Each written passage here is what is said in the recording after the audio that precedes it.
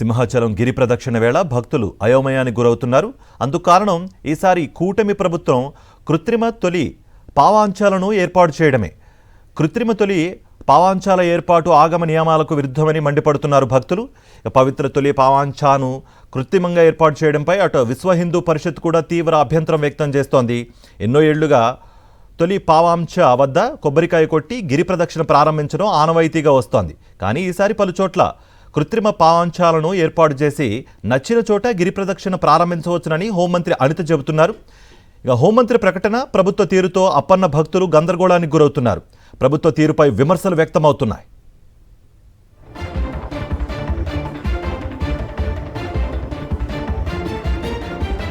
ఇదే అంశానికి సంబంధించి మరింత సమాచారం మా ప్రతినిధి అనిల్ అందిస్తారు. అనిల్, భక్తులు ఏమంటున్నారు? మీ దగ్గర ఎటువంటి సమాచారం ఉంది?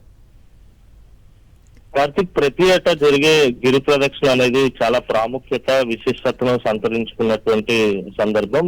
ఈ ఏడాది కూడా గిరి ప్రదక్షిణకు భారీ ఎత్తున భక్తులు తరలి వస్తారనే అంచనాలు ఉన్నాయి. ఈ నేపథ్యంలోనే భక్తుల్లో ఒక ఇంత గందరగోళం నెలకొందని చెప్పాలి. ఎందుకంటే సాధారణంగా గిరి ప్రదక్షిణ ప్రారంభించేటప్పుడు సింహాచలం కొండ కిందన ఉన్నటువంటి తొలి పావంచ వద్ద, అంటే తొలి మెట్టు అంటారు దాన్ని, అక్కడ కొబ్బరికాయ కొట్టి అక్కడి నుంచి గిరి ప్రదక్షిణ ప్రారంభిస్తారు. కానీ ఈసారి అధికారులు, ప్రభుత్వం తీసుకున్నటువంటి నిర్ణయం పట్ల సర్వత్రా విమర్శలు వ్యక్తమవుతున్నాయి. ఎందుకంటే దాదాపు 6 చోట్ల కృత్రిమ తొలి పావంచలను ఏర్పాటు చేశారు.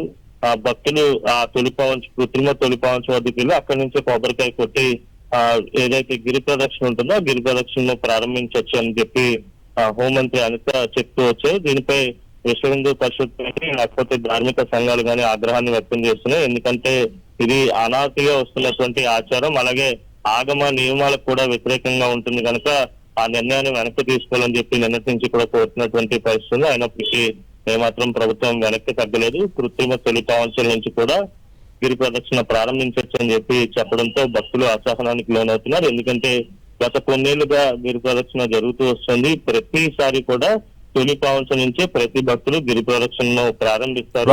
కానీ ఈసారి అలా కాకుండా దానికి భిన్నమైనటువంటి ఏర్పాట్లు చేయడం శాస్త్రోక్తం కాదు అనే వాదన కూడా బలంగా వినిపిస్తోంది. Thank you Anil.